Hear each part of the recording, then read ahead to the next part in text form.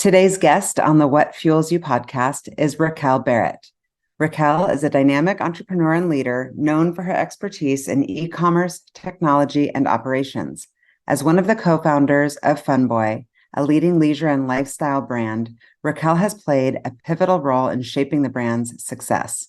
Driven by an innate passion for problem solving and a keen understanding of consumer behavior, Raquel has always been at the forefront of adopting new technology and e-commerce strategies. Before co-founding FUNBOY, she served as the head of marketing for a Seattle-based consumer tech startup.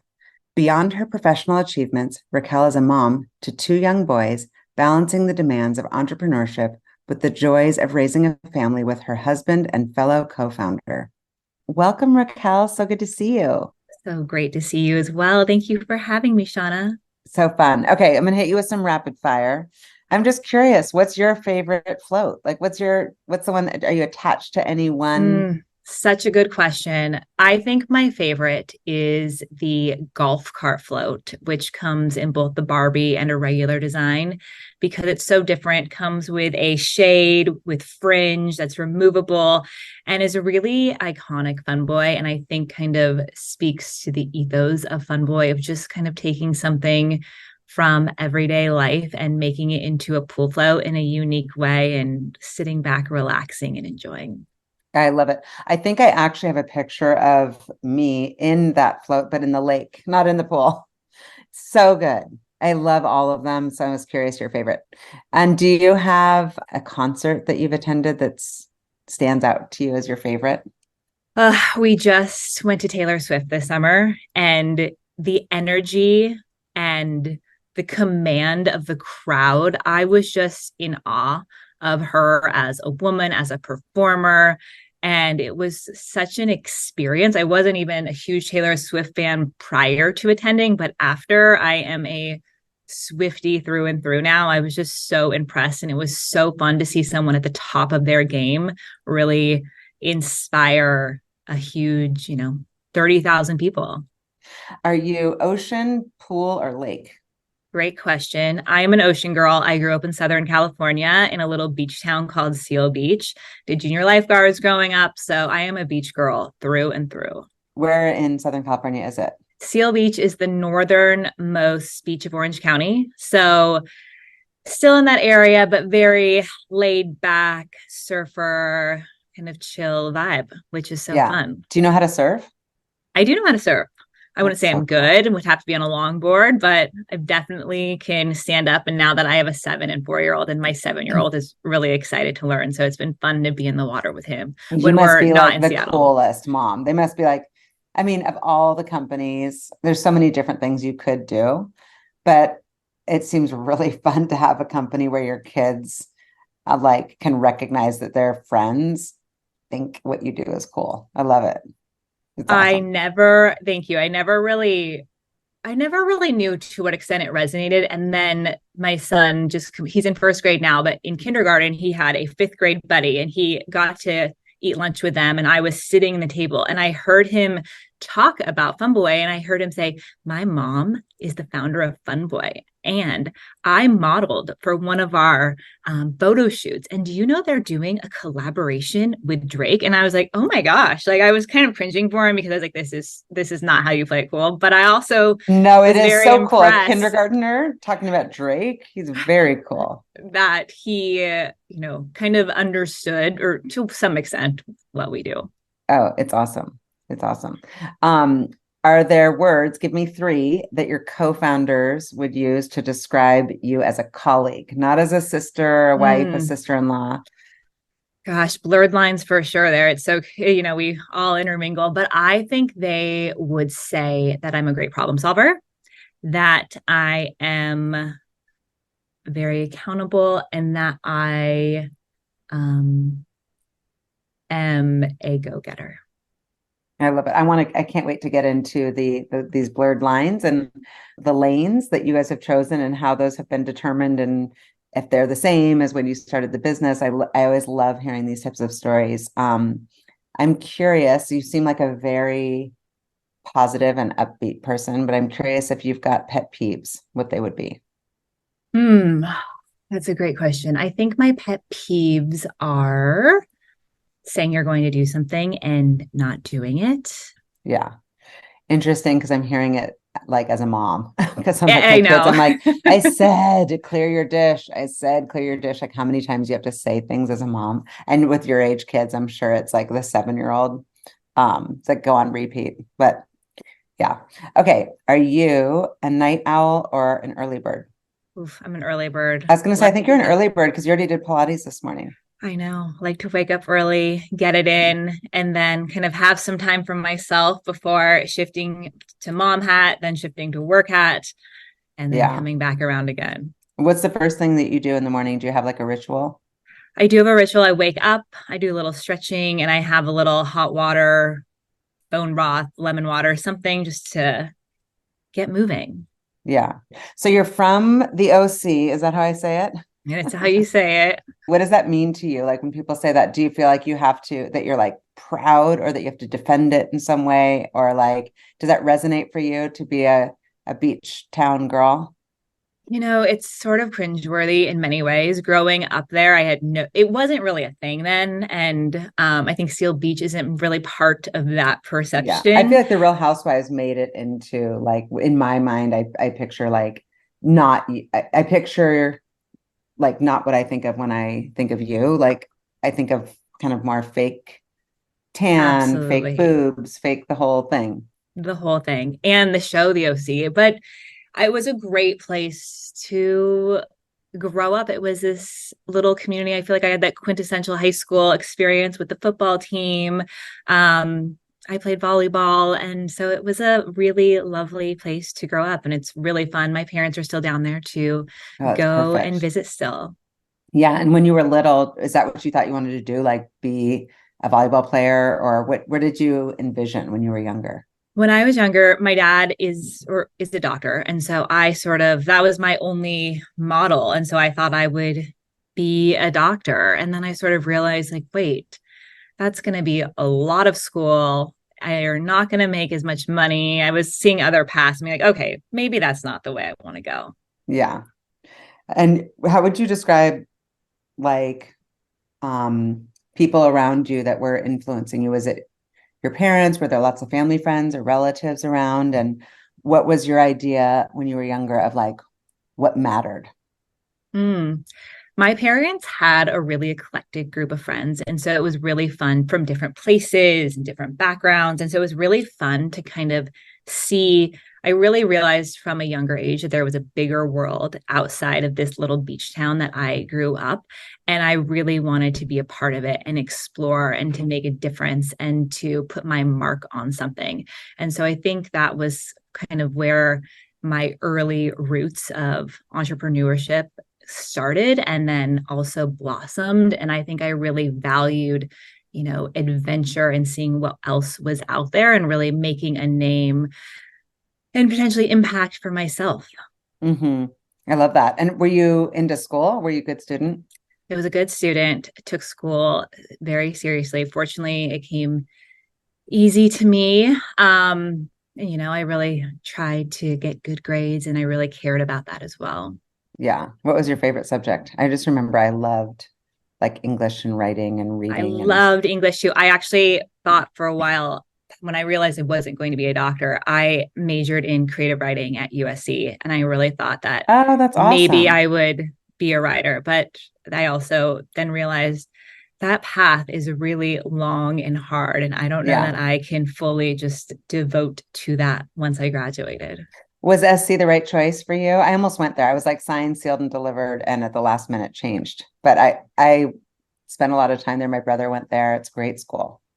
It was the right place for me. It's where I ultimately met my husband. And I think just being, again, a part of that community and a community that really broadened my horizons again. There were so many different types of people that came to that school and learning from them. It was a great place. And the football team, it was a really kind of whole So college spirited. experience. Yeah. Mm-hmm. Did you play volleyball there? No, I did not play volleyball. Yeah, I'm like, that would have changed. That was like so intense, like volleyball at SC. It's crazy. No, I know. Yeah. And so were you working during when you were at school or what was your first job? Like when you think back, we all had crazy jobs in like high school and college. I was a hostess in high school at a local sort of seafood restaurant, and seeing the chaos and the people and the different personalities. It was really fun. And I kind of thrived in like, okay, this is happening. How can we solve this? And this server is mad because, you oversat them and this person. So it was fun to sort of see all the dynamics and kind of have to think quickly on your feet and figure something out. So I think, anything in the service industry is such great experience because I'm a big fan. I'm always like, have you worked retail or restaurants? Like, right. if so, I want to go toward you because you've dealt with difficult people, difficult situations. You've had to think on your feet. Exactly. So, And so did you have a sense when you were in school, so you were doing creative writing, what did you think you wanted to pursue? I was majoring in creative writing, minoring in business, had no idea. No one really, I think, my dad as a doctor, it was a very straight path. This is what you do. You go to medical school. It was one, step two, step three.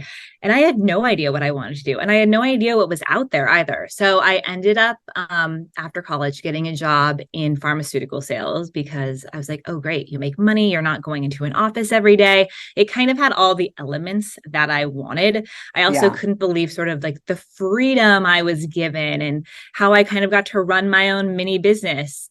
Yeah. What were you selling? What pharmaceutical?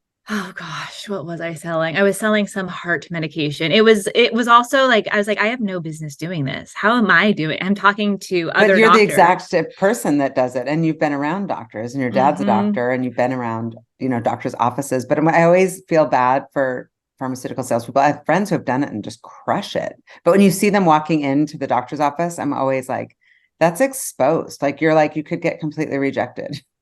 It's definitely can be soul crushing, which is a great learning experience. And then, you can be really successful. And I was fortunate to be successful, but I think I quickly realized that maybe my values didn't align. I didn't want to stay there forever. I wanted something else, something bigger. So I decided when I was, again, pretty quickly, I was like, okay, what next? I decided to start studying for the GMATs, went back and then applied to business school and was like, okay, let's change this up. A great experience, but what can I do next? Yeah. And so where did you end up getting to UW? Is that how you ended up in Seattle? Yes. And coincidentally, so met my husband at USC. We dated a year after in LA when we were both living in LA. When I started my GMAT course, he was like, shoot, I can't let this woman I'm dating like get her MBA. So he joined my GMAT course. And then my husband's actually from Seattle. And so as we were applying to schools, again, we were like 24, 25. We didn't really talk about it, but I applied to University of Washington because he was from Seattle. And in the end, the only school we had both applied to was UW. And so we both ended up moving to Seattle and going to UW for business school, which you guys must, you definitely know each other well. You've spent all sorts of time together. That's really unbelievable. I know. And the fact that you both got in, it's really hard to get in. It was a great experience. And glad we did it. And when I first moved to Seattle, I was like, what is this place? I had no clothes for Seattle. I was like, how are we going to do this? And now I really love Seattle. You do love it. You've been able to build a community and friends and the whole thing. Absolutely. So I saw that you worked at Gratify, which we did some work with Gratify. So it's so funny. I'm like, I wonder if we knew you then. Awesome. That was, unless I'm getting it confused, Gratify is the company where you were like send people stuff like that's it. Like gift them. Yep, via Facebook and then integrating with the restaurant technology. That was Gratify. And it was I think I was the 6th employee there. I was the VP of marketing. So really brought in to kind of create and help develop that brand ultimately. Yeah. And how did you transition out of sales into marketing? I know that you went back and got your MBA, but did you specifically study marketing? I did. Of course, I sort of focus on marketing while getting my MBA, but there wasn't necessarily an opportunity to specialize there. I think I just got in there. And when I was chatting with the 2 founders of Gratify, laid out a compelling way to kind of get in there and create a brand. And they believed in me and my ability. And, as you know, startups are so scrappy. You have to wear so many hats. And I think my sales experience as well really lended to how are we going to sell this to not only the end consumer, but also the restaurants and the employees of the restaurant who really had to be bought on if they were going to interact with this technology as well. Yeah.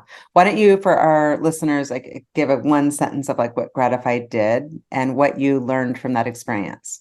Gratify was a social gifting technology that allowed you, if it was Shauna's birthday, I'm in Seattle, she's in LA, I could, via Facebook and Gratify, send her a drink that she could redeem at her local restaurant. So if I knew she was there, I could send it, or I could send it and she could go kind of redeem it at some point as well. What I learned is I saw how hard it is to really create a brand, and how much money it can how you really have to focus, and how, it costs a lot of money to acquire customers, to create a brand name. And that's when I really realized, this is before really Facebook had been established, but Instagram hadn't. So how you really had to use the tools of social media to sort of create that brand awareness. And I also learned just how scrappy you have to be, and also how hard it is, and how there's also so many different people, and that the company and the culture you create really, really matter as well. Yeah, definitely. So tell me, at what stage of your life, okay, so you've got your husband, you both have your MBAs, he's doing what? He was at Microsoft. He's at Microsoft. So very corporate. The inception of FUNBOY is that we were on a family vacation. So for everyone out there, FUNBOY is a family founded company. It's myself, my husband's brother, Max, and his wife, Celeste. Max and Celeste run our LA office. So we were on a family vacation over New Year's, a sunny, beachy location. And it was New Year's Day. We bought a cheap pool float to inflate and enjoy, and it instantly broke. And we always had this name, FUNBOY, incubating, and we had sort of incubated this brand in our mind. And we were all kind of at the place where we were all working really hard, and it didn't feel like we owned it. We were like, why are we working this hard for someone else when we could be working this hard for ourselves?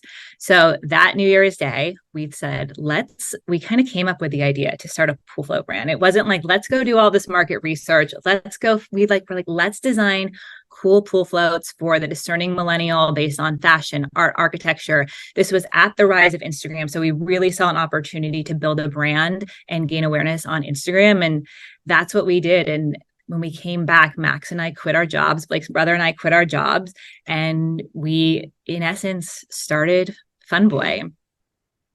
It's crazy. And so when you say you started FUNBOY, with what money and where? So FUNBOY is completely bootstrapped. We've never taken any outside capital. Each couple put in $15,000 of savings. So we started the company with a total of $30,000. Max had a background in sourcing from his previous experience. So he really was in charge. He and Blake, even though Blake and Celeste didn't quit their job instantly, they were involved in the company. So we created these products. We designed the products. We found a factory to produce them. Meanwhile, I, figured out the website. We created, everything we needed to do. One of my favorite stories is it was Coachella. So Coachella is sort of what launched our brand initially. And we picked up Max from the airport. We had one sample of each SKU. We initially launched with 5 SKUs to our name. Previously, I had emailed all of these influencers. And at the time, again, 2015, it wasn't this sort of influencer ecosystem that it was now. And we emailed them with a meet the brand play day, where you could meet the founders. We were going to bring products for you to create content with, and we were going to bring champagne. So I sent this email out to all the influencers that we loved and admired. so nervous. We're like, oh my gosh, no one's going to respond. And everyone we emailed responded. So we showed up at their house during Coachella. Literally, we would blow up the pool float somewhere outside so we could walk in with it, and they would take photos with it and we would interact with them. And what was so funny is because we only had that one sample at the end, we had to be like, so we're going to take this with us, but we will email you your own FUNBOY product once we get our inventory in. That's so funny. What were the five different floats that you started with? We had 3 different swans, a white, gold, and black swan. And then we had a Pegasus and a rainbow as well. So those were our sort of launch. I love it. Yes. And at what stage did Taylor Swift post? So I think Coachella is really where all of a sudden our brand and these products were out there. And FUNBOY really, I think the beauty of FUNBOY is that these products are products that people integrate into their best moments. And so this moment was Coachella, people hanging by the pool, and all of a sudden via social media, we started to get a ton of attention. And unbeknownst to us, so that was April, that 4th of July, unbeknownst to us, Taylor Swift ordered 12 of our pool floats, and she had them at her infamous 4th of July party. And we kind of, that 4th of July, we were celebrating with our family and came in and checked our phones, and everyone was like, are you seeing this?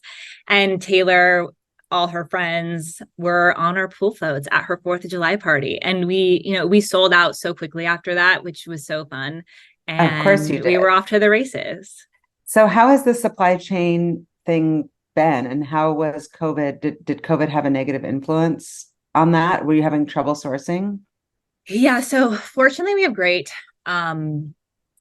factory partners. I think COVID for everyone was such a unique experience. I remember one day in March, we had over $1 million of POs canceled from third parties. So, big retailers. So we saw these retailers all of a sudden freaking out. And so we immediately stopped all production. This is must have been March 2020. And we were really sort of like, okay, how can we bolster, how can we make it through this experience if our world's going to shut down? And then what we found is, as we were all in our homes, let's call it June, everyone was in their homes with nothing to do, looking for things to do, trying to spend money on things. They couldn't spend money on restaurants. And all of a sudden, our sales and the demand for our products was really unprecedented and through the roof. And so, it was really an interesting time to try to manage this COVID and this experience with all of a sudden seeing a huge increase of demand. And of course, freight costs were through the roof. And so it's been a really interesting process of, supply and demand. And hopefully that's a once in a lifetime event. But I think, then came 2022, where we had so much inventory and yet the world opened up and people were spending their money on other things. And so kind of really learning and I think the experience ultimately taught us how to put really strong sell-through metrics in place so we can really plan as much as possible for that demand and for that supply, ensure our supply chain is bolstered. Yes. And how many SKUs do you have now? Because I know that you've expanded. I saw towels, I saw bathing suits, and you've got these incredible collaborations that I'm like, I need to know all those stories. Like, are they coming to you? Is that your job as the kind of marketing person to do outreach? Like, start with the SKUs. How many SKUs? Yeah. So gosh, we probably have, close to 7,500 SKUs. I don't know the count in full. We originally launched with just pool floats. And then we kind of asked ourselves, how can we, decrease our seasonality? So then we launched a line of inflatable snow sleds that you can actually, sled on the snow. So that was next. We also have towels. And then most recently, we've launched a line I'm really excited about, which is inflatable sleepover beds or air mattresses for kids. So taking the iconic FUNBOY shape and design, for example, we have a pink and blue convertible, a pink and blue castle, a speedboat, and making them air mattresses for kids. So they have a cozy, flocked sleeping area. And it's been so fun to see the reception on that because it instantly transforms any kid's sleepover. 100%. And then we're coming out with a line, sneak peek for your listeners, of LED Christmas decor, inflatable Christmas decor. So things you can use indoor, outdoor, in your pool. They come with a remote control. You can set the lighting. So those will be out in about 2 weeks. And we're really excited about that line as well. That is so cool. That's going to do great. It's really fun. They're very cool. So forthcoming. And then in terms of collabs, I think our best collab story is we literally slid into Angela Masoni's DMs and she responded. This was 2018 and we had a Masoni collab. And so, we are so much comes in, but so much goes out. So we are constantly looking for great partners. I think some of our best collaborations to date, when we first launched, collaborations have always to some extent been core of FUNBOY. When we first launched, we had artist collaboration. So we would collab with different artists, Donald Robertson, Alex Giannis, various people, and we would put their art, Gray Malin, on our pool floats. And so it's sort of in our ethos to collab because it's such a fun and creative way to put something out in the world and on an inflatable that's unexpected and fun. We've collabed with Aviator Nation, and the most fun one that we just occurred, especially with the Barbie movie coming out, is we have a long-standing relationship with Barbie. And so especially with Barbie movie, that's been a really exciting collab. And Mattel actually approached us and we were like, is this right? And then we ultimately ended up working with them. And it was really fun with the movie to create the floats in Barbie, the ones that you see in the movie. We have that from FUNBOY as well. It's such an incredible story. How did they contact you? You just get an email one day and who does it go to and what does it say? And what's your lens that you look through to make sure that it's ethical, sustainable, on brand? Yeah. We have various forms, which we get so many inbound requests, and usually it's through these forms. And so they go to all of us. Hopefully we're checking them. We usually are, but with so many emails. And then I think every decision is really a collaboration of the 4 founders and sometimes the greater team of, is this on brand with FUNBOY? Is there excitement around this brand in terms of like shapes? Are we creating a new shape or are we applying a print? And do both brands lend themselves to something that is unique and exciting? And that is in line for our core demographic. I also think it's, with all partnerships, it's what are both parties going to put into, and does that make it worthwhile, or are we doing all the heavy lifting? There's so many factors, and I think every collaboration has sort of been different. And then what is the distribution in terms of channel distribution, et cetera? So there's so many factors that we really think through, and we're still a really small team, and so bandwidth is always a huge consideration. Do we have the bandwidth to take this on, given what we already have slated and scheduled? Yeah. That's a lot. And how did you come up with the name? Where's FUNBOY? Because you said you kind of like had the name, but so the 4 of you had been kind of over Thanksgiving dinners and stuff like, hey, at some point we should all work together. How do you even? It was never we should all work together. It just sort of happened. FUNBOY had been this name that goes back to college. And people would be like, oh, that FUNBOY had a good night. But what has been so fun about this name is that it means so many different things to different people. Like you can kind of make it fit as you see fit. So to some people, it's like having the best day. To other people, it might be, doing something a little irreverent. So I feel like it has taken on so many different meanings depending on the customer. Like most of our customers, 65% of our customers are women, and yet they really gravitate towards this brand called FUNBOY. Yeah, it's such a darling name. It really sticks out, like definitely. And so when you came back, I'm like jumping all over the place. Sorry, that's like this is my personality, I guess. When you came back and saw your phones had blown up after Taylor Swift posted, and then all of a sudden, your website's like probably crashing with too many orders. It sounds like Shark Tank or something, where people say, what then? Like, how do you know how many to produce and plan? Like you started saying that you're going to you start to look at more metrics around sell through, but who's running all of that? I mean, we all are, and definitely in 2015, we were not as metric driven as we are now. So we basically in the very beginning, every dollar we made, we reinvested into more SKUs, more inventory. And I think at the beginning it was really like, okay, here's what we can afford to bring back. Here's what we can afford to produce and bring in, and how do we spread that across SKUs. And one piece to that is also core to FUNBOY is every year we come out with a new collection, more like like a fashion company. And so it's kind of considering all of those factors with what can we afford, how can we make the biggest splash. That at the beginning was definitely how we were sort of thinking about that next season. And again, that next season, we definitely didn't have enough inventory, but it's what we could do. So we kind of maybe grew slower because we were completely bootstrapped, and that's where we could take it. Yeah. And so as far as you said 75 to 100 SKUs now, how many different floats, and then what other products? You started to talk about the Christmas stuff. What do you foresee for the business? Because it really, like the name FUNBOY can encompass all things fun and celebratory. I mean, it's endless. It's so fun. And I think, we're really continuing to be thoughtful about how we expand. As you mentioned, we did come out with a line of bathing suits, and that just really didn't sell for us as well as we would have liked, because we are known for inflatables. And so one of our goals is to be the most influential inflatable brand. And so I think within that gives us lots of space within the inflatable sort of market and category to kind of think as to what does this look like, to look at our customers, where is there a need, how can we continue to sort of surprise and delight as we go along. Yeah, definitely. I'm thinking of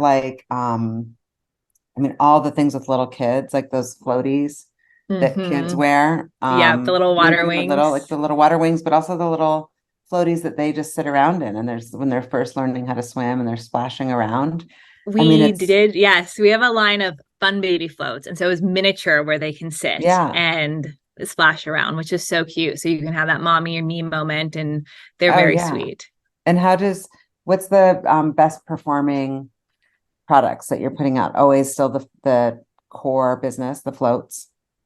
So the floats, but the sleepover beds, this is a newer product category, but there's so much momentum and excitement around them. And I think what's most gratifying always is to see people are so creative. So to see how people integrate our, whether it be pool floats, whether it be snow sleds or sleepover beds, into these all their best moments, birthdays, bachelorette 100%. parties, whatever it may be. And so we get so much inspiration and feedback from our customer base, and like, oh, wow, like, let's do this, just dependent upon how people end up ultimately using our products. Yeah. And you're partnering with different artists. Are there people that you have in mind that you have your eye on, or different brands that you're like, oh my gosh, if that happened, that would be like crazy?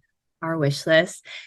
Next year will be our 10th year anniversary. And so we haven't done an artist collab in a really long time. And that's something we really want to bring back, because it's so fun, and it's so fun to work with artists. And in terms of brands, I don't know that we have anything kind of at the top of our list right now. We're sort of heads down, really planning far ahead. So nothing to report right now. Yeah. And so you're selling it direct to consumer, but where else can people buy it? Yep. FUNBOY.com is still our biggest channel, but we also sell, I would say, about 70% of our SKUs on Amazon as well. So, when you need that last minute pool float, Amazon is there. Yeah. We then sell to a lot of the major wholesalers. So think, Revolve, Frontgate, Dillard's. So a lot of the major wholesalers, but we're really thoughtful about our footprint and which products are where. And then we also sell to brick and mortar boutiques. And then lastly, we have a partnership category where we do partners with, companies like BarkBox or whatever it may be. Yeah. Well, I did go online last night just to see like what I could find on Amazon. And then I was getting these like targeted ads from other companies. So tell me about your competition. Yeah, I think that in the water market, there are a ton of competitors. I think where FUNBOY sits is that we are sort of as our goal is, sort of the most influential in terms of, we really pride ourselves on content, on creating that scene, on making accessible luxury. And so I think that, there are a lot of different companies out there that a lot of them are more either niche in their product set, but we really kind of make a splash in terms of our brand. And that's sort of what we're known for. Someone once said, if you show up to a party without a FUNBOY, Go like, home. what are you doing? And I was like, oh, clearly as the brand owner, that's so fun to hear. But I think we've really sort of established FUNBOY in that sort of higher end area. It's the it company for sure, definitely. So you've spoken, in my research, I know that you've talked about it being a flexible and supportive working environment. How do you support your family members who are co-founders with you? And, especially when it's like, hey, I want to go on vacation, but like the co-founders are together going on vacation. Do you and your in-laws kind of say, hey, we're taking this break and you guys can have the next one? How do you support one another like that? Well, one, we often vacation together, which is hilarious, which means that every vacation is a working vacation. And oftentimes, especially if we're going somewhere sunny, we're doing a photo shoot. Yeah. And so, I think as an entrepreneur, you're never really off the clock, but Blake and I did celebrate our 10-year wedding anniversary last year. And so, we took a whole week off and that was sort of understood. I don't think we have any explicit policies. I think we all, in our brand ethos is this work-life balance. Play is such a fundamental part of re-energizing ourselves. And so I think that's sort of built in. And I think we all know how hard we work. So if someone feels like they need a vacation or they want to do something, then that is absolutely supported and applauded, because I think you get the best output after, and the idea is after you've had a little rejuvenation. Yeah, definitely. And what about separating business and pleasure? It's like we're traveling together, we're entrepreneurs, and there is no real off button. Do you find that, like, because for me, I've had people be like, why are you always working? And I'm like, for me, that's how I mean, maybe it's not true, but I've convinced myself that like, it's kind of how I relax, is to just like check on the business and then go relax and then check again, versus the kind of people who are like, I'm just going to do a digital detox for like, just completely check out. But I also don't work with my family where then we're sitting down for dinner or we're changing the kids into their school clothes, out of their soccer clothes. And so, you know what I'm saying? Like it's kind of everywhere. Do you find that you need separation, or are you fine with it kind of all integrated? I wish we could say we were better at work-life boundaries, but we aren't. It's everywhere. It's kind of just what is. FUNBOY is sort of our first baby. All of us had FUNBOY before any of us had kids. And so it was almost like integrating our kids in versus integrating FUNBOY in. Yeah, that makes sense. The pendulum's always swinging. Sometimes your kids need attention. Often the company needs more attention. 100%. So it's just sort of being flexible and letting go that perfect idea of what things should look like, because they never are. They never look like that. We've been on so many family trips with a nice dinner and something happens and like Max and Blake are working on their computer. It just is what happens. Just how it is. Yeah. And what are your current challenges or things that you're trying to overcome with, the challenges of being an entrepreneur? Yeah, great question. I think our current challenges are, we want to continue to decrease seasonality. So find products so we can sort of streamline our revenue through the 12 months of the year. And then I think it's always balancing that with cash flow. How do we have enough cash and inventory to continue to support our revenue, our growth and scaling? So I think those are always sort of like the high level challenges we face. And then ultimately, hiring good people to support and be part of what you're doing. And what makes you most proud when you think about, obviously your kids and your marriage and you're kind of doing it all right, but like, what do you feel most proud of when you think of FUNBOY?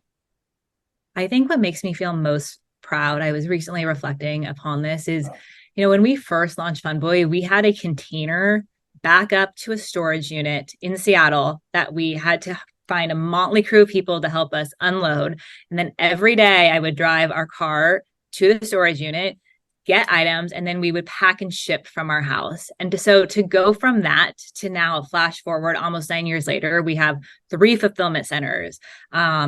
We've integrated NetSuite. We've done really big things. It makes me most proud to kind of see the growth and see that what we can do. I never would have thought I would have expertise in freight, IP, logistics, technology. And I think what ultimately makes me the most proud is that my kids see how hard we work and how sort of creative we have to be to problem solve and to continue to make this work. And I love that those are hopefully the lessons of resilience and hard work that they are taking away. Oh, for sure. 100%. And how do you unwind if you do it all? I know that you're working out, but and you talked about your bone broth, but do you have a ritual of like,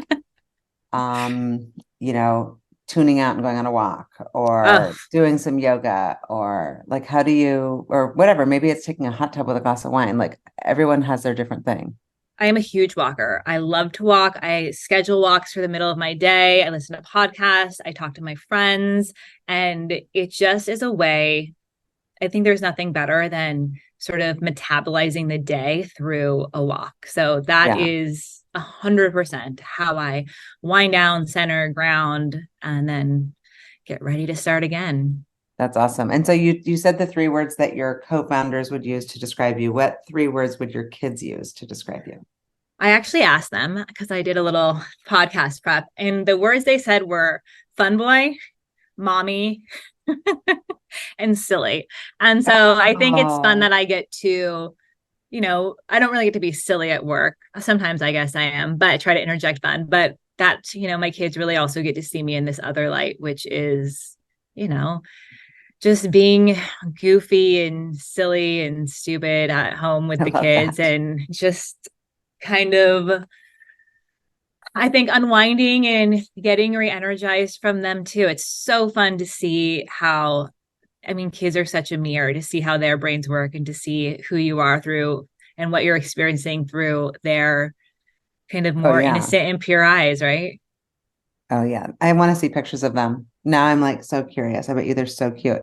Because when I was prepping, I was like, okay, you guys are like 4 beautiful humans inside and out. I just loved everything that I read, and I'm cheering you on so loudly, and I'm so proud of everything that you guys are doing. My final question for you is, what fuels you? Such a good question. I have such an innate desire. I think, success is one thing, but we've been doing FUNBOY for so long, for 9 years. And I have such a desire to continue to create and impact people's lives and to bring something into the world that's just really fun and playful. The world feels so dark and heavy. And the second you turn on the news or you end up in some social media hole, you're like, oh my goodness. And so I think what drives me is bringing in that fun through our products and through our brand, and hopefully helping people interject that little space where they can take that deep breath, let their hair down, and kind of just get back to the basics and feel like they're a kid again.